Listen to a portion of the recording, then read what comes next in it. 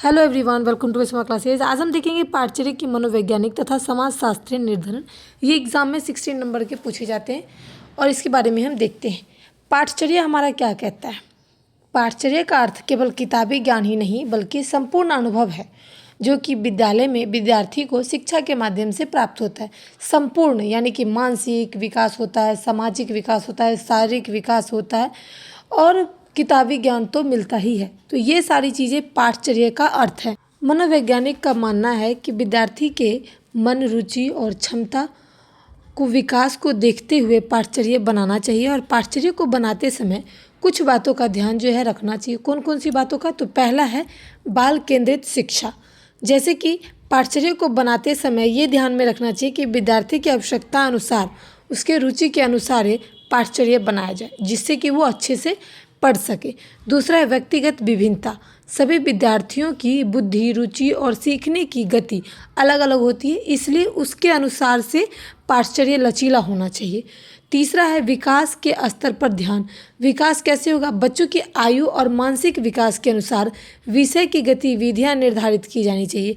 यानी कि 4 साल का बच्चा है तो उसको 1 से लेकर 20 तक ही काउंटिंग करवानी है पूरे साल में, तो उसके अनुसार से गतिविधि निर्धारित की जानी चाहिए। उसके बाद है प्रेरणा और रुचि। पाठचर्या ऐसी होनी चाहिए जिसमें विद्यार्थी को सीखने में काफ़ी आनंद मिले, रुचि मिले, ऐसी चीज़ें बनानी चाहिए। पांचवा है सीखने के सिद्धांत।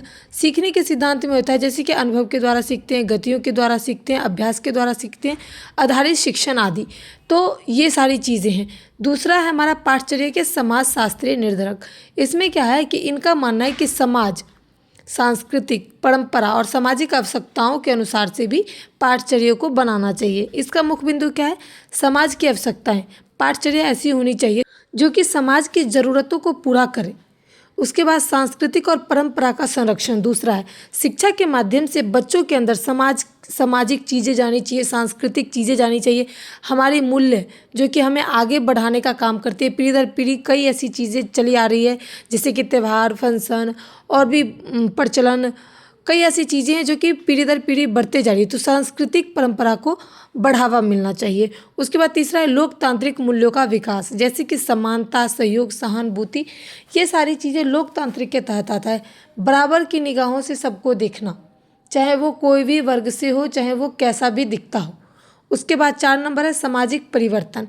पाठचर्या समय के अनुसार बदलती रहती है ताकि विद्यार्थी आधुनिक समाज के लिए तैयार हो सके। यानी कि हमारा जो देश है, हमारा जो समाज है, वो कुछ न कुछ हर दिन परिवर्तन होता है। तो साल में जाके कई सारी परिवर्तन हो जाती है या फिर वर्षों में जाके कई सारी परिवर्तन होती है। तो समाज को परिवर्तनशील बनाना चाहिए ताकि विद्यार्थी और भी सीख सके, जो परिवर्तन हुआ है वो चीज़ें वो ग्रहण कर सके। 5 नंबर है राष्ट्रीय एकता और सामाजिक विकास। ये भी बहुत ज़रूरी है। पाठचर्या विद्यार्थियों में देशभक्ति, समाज की जिम्मेदारी की भावना, ये सारी चीज़ें आनी चाहिए। कई लोग अगर सरकारी नौकरी लेते हैं तो उनको लगता है कि हम देशभक्त हैं, हम देश के लिए कर सकते हैं, समाज के लिए ये चीज़ें हम कर सकते हैं, इसलिए वो जैसे आर्मी वगैरह है वो क्या करते हैं, वो हमारे समाज के लिए ही तो जीते हैं। हमारी समाज की जिम्मेदारियाँ हैं, उनकी सुरक्षा है, देखभाल है, ये सारी कौन करते हैं? आर्मी करते हैं। हमारे देश के जनता को देखभाल करने के लिए इनको चुना जाता है। तो वैसे ही अब हम इसका निष्कर्ष देखेंगे। पाठचर्या का निर्माण करते समय मनोवैज्ञानिक और समाजशास्त्र दोनों निर्धारणों और या फिर निर्धारकों को ध्यान में रखा जाता है, क्योंकि इसमें विद्यार्थी का सर्वांगीण विकास छुपा रहता है और सर्वांगीण विकास किया जा सकता है। इसलिए इसे ध्यान में रखते हुए पाठचर्या को बनाया जाता है। वे समाज के अच्छे नागरिक बन सके, एक अच्छा व्यक्ति बन सके, इसके लिए एक अच्छा पाठचर्या बनाना चाहिए। समाज के हक में, व्यक्ति के हक में, एक बच्चों के हक में, सब चीज़ को देखते हुए एक पाठचर्या का तैयार किया जाता है। वीडियो पसंद आए like share support. Thanks for watching my video.